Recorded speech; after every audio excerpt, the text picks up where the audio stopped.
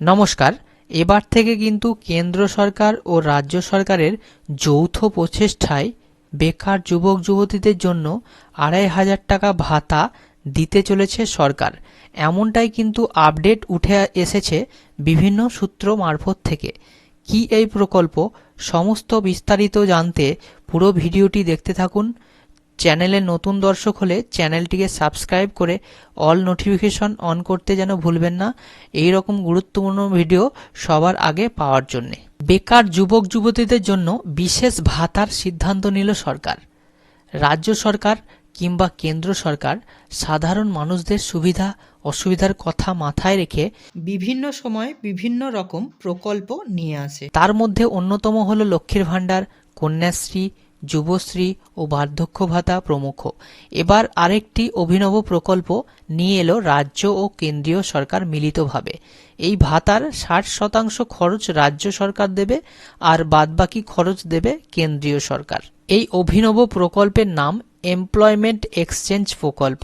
অনেকেই এই এমপ্লয়মেন্ট অফিসের নাম শুনেছেন। এখানে গিয়ে উচ্চ মাধ্যমিক পাশ করার পর নিজের সমস্ত নথি দিয়ে নাম নথিভুক্ত করে আসতে হয়। সরকার থেকে প্যানেল অনুযায়ী জবের জন্য ডাক দেয়।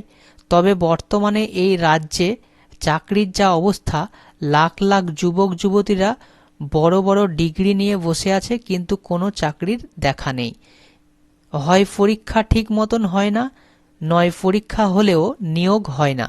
নিয়োগ নিয়েও কিছু ক্ষেত্রে চলছে দুর্নীতি, আর সেটা নিয়ে হচ্ছে মামলা। এই অবস্থায় বেকার যুবক যুবতীদের মনে চাকরি পাওয়ার সম্ভাবনা কমেছে আজকাল। তাদের মধ্যে একটা হতাশা ভাব বেড়ে উঠছে।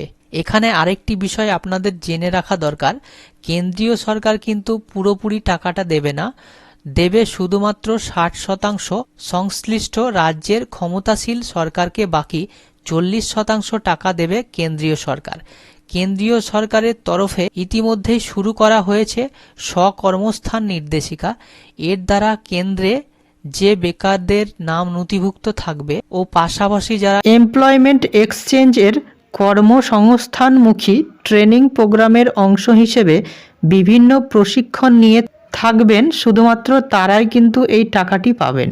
এই প্রকল্পে নাম নথিভুক্ত করার জন্য আবেদনকারীকে অবশ্যই পশ্চিমবঙ্গের স্থায়ী বাসিন্দা হতে হবে। এছাড়া তাকে উচ্চ মাধ্যমিক পাস করতে হবে, বয়স হতে হবে 18 থেকে 35 বছরের মধ্যে, তার পারিবারিক বার্ষিক আয় 2.5 লক্ষের কম হতে হবে। আর সবচেয়ে উল্লেখযোগ্য হলো আবেদনকারীকে অবশ্যই এমপ্লয়মেন্ট এক্সচেঞ্জ অফিসে সর্বনিম্ন 2 বছর পূর্বে নাম নথিভুক্ত করে রাখতে হবে। এছাড়া আবেদনকারীকে কোনো কাজের সাথে যুক্ত থাকলে হবে না, অর্থাৎ তাকে বেকার হতে হবে। উপরিউক্ত পয়েন্টগুলো যদি আপনার সাথে মিলে যায় তাহলে আপনি এই প্রকল্পের নাম নথিভুক্ত করতে পারেন, আর সরকারের পক্ষ থেকে প্রতি মাসে ২৫০০ টাকা করে ভাতা পেয়ে যাবেন। বন্ধুরা, এই ছিল আজকের ভিডিওটি যদি আপনাদের ভালো লাগে তাহলে চ্যানেলটিকে অবশ্যই সাবস্ক্রাইব করে অল নোটিফিকেশন অন করতে যেন ভুলবেন না, কারণ এই রকম গুরুত্বপূর্ণ ভিডিও সবার আগে পাওয়ার জন্য। আপনাদের অসংখ্য ধন্যবাদ জানাই এই ভিডিওটি প্রথম থেকে শেষ পর্যন্ত দেখার জন্য।